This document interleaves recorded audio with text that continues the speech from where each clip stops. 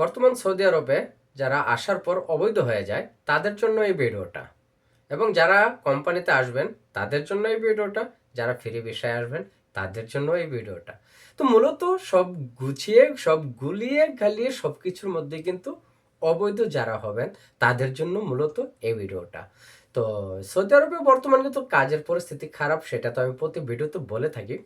তো মূলত যারা কোম্পানিতে আসবেন, আমি বলবো যে ভাই কোম্পানিতে আসলে অবশ্যই কোম্পানির মধ্যে যত কষ্টই হোক না কেন কোম্পানিতে থাকার চেষ্টা করবেন, কখনো অবৈধ হওয়ার চেষ্টা করবেন না, কারণ বর্তমান সৌদি আরবের পরিস্থিতি খুবই খারাপ। Welcome back to my channel. তো বন্ধুরা, যারা অবশ্যই আমার চ্যানেলটা সাবস্ক্রাইব করে নেই, সো প্লিজ সাবস্ক্রাইব করে পাশে যে বেল আইকনটা আছে সেটা পেস্ট করে রাখুন। আমার এই ভিডিও পোস্ট করার সাথে সাথে আপনাদের মোবাইলের জন্য নোটিফিকেশন চলে আসে। তো আপনাদের টাইম ওয়েস্ট না করে আমি মেইন কথাতে চলে আসি। তো মূলত হচ্ছে যারা সৌদি আরবে আসবেন বা আসতেছেন, অনেকেই কিন্তু বর্তমান বাংলাদেশ থেকে কিন্তু প্রতিদিন কয়েকটা ফ্লাইট কিন্তু বাংলাদেশ থেকে সৌদি আরবে আসতেছে। তারপর আবার অনেকে আছে যে সৌদি আরব থেকে চলেও যাচ্ছে।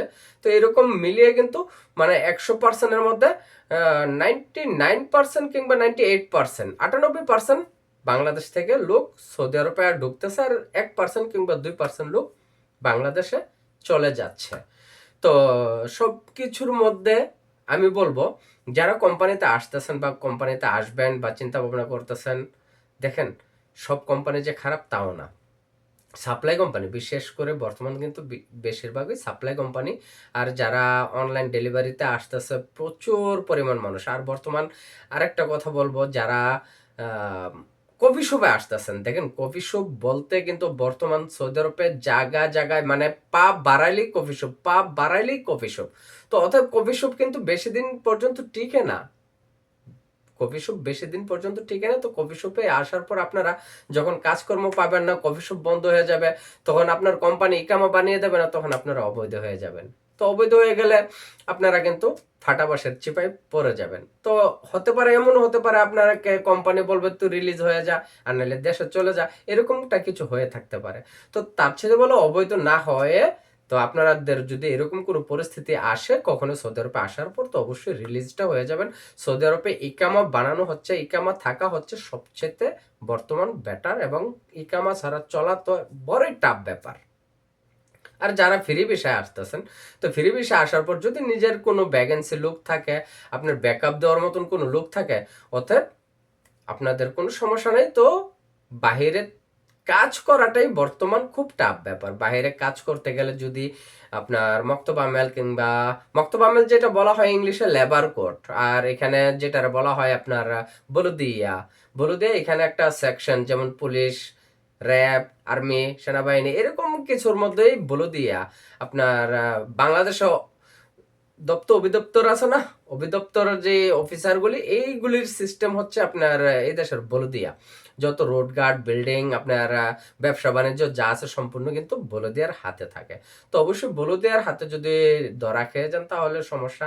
লেবার কোডের লোক অতএব মক্তব আমেলের লোকের কাছে যদি ধরা খেয়ে যান তাও বড় সমস্যা। সবচেয়ে বড় সমস্যা হচ্ছে লেবার কোড অতএব মক্তব আমেল। আর ফির ভিসা আসার পর যদি ইকামা না বানাতে পারেন, কাজকর্ম না করতে পারেন, তাহলে তো বড় সমস্যা। তো অতএব সবকিছু মিলিয়ে চিন্তা ভাবনা করে আসাই ভালো। বর্তমান সৌদি আরবে সবাই জানে পরিস্থিতি কিন্তু তেমন ভালো না, আর আপনার ভাগ্যে আপনার নসিবে যেটা আছে সেটাই হবে। আমি বলবো না আপনারা আসবেন না, আসেন, ওয়েলকাম। বিদেশ আপনাদের দরকার, বিদেশ আপনাদের জানার দরকার, পয়সা কিভাবে মানুষ কামায় সেটা দেখার দরকার, বোঝার দরকার, আপনারা আসেন। আর হচ্ছে যারা কোম্পানিতে আসবেন, কোম্পানিতে যদি আপনারা বেতন কমও পান, আপনারা যদি 8 ঘন্টা, 9 ঘন্টা, 10 ঘন্টা ডিউটিও করেন, আমি বলবো যে ভাই কোম্পানিতেই কাজ করেন, কোম্পানি থেকে বের হবেন না। কোম্পানি থেকে আপনারা মানুষ ফ্রি ভিসার লোক এত টাকা কামা, এত টাকা কামা, 70,000, 80,000, 1 লাখ, 1.5 লাখ এরকম কামা, ওই লোভে ওই মাথা নষ্ট করবেন না। ঠিক আছে, এইরকম মাথা নষ্ট করলেই আপনারা অবৈধ হতে হবে, আর অবৈধ হলেই কিন্তু আপনাদের সমস্যা হয়ে যাবে।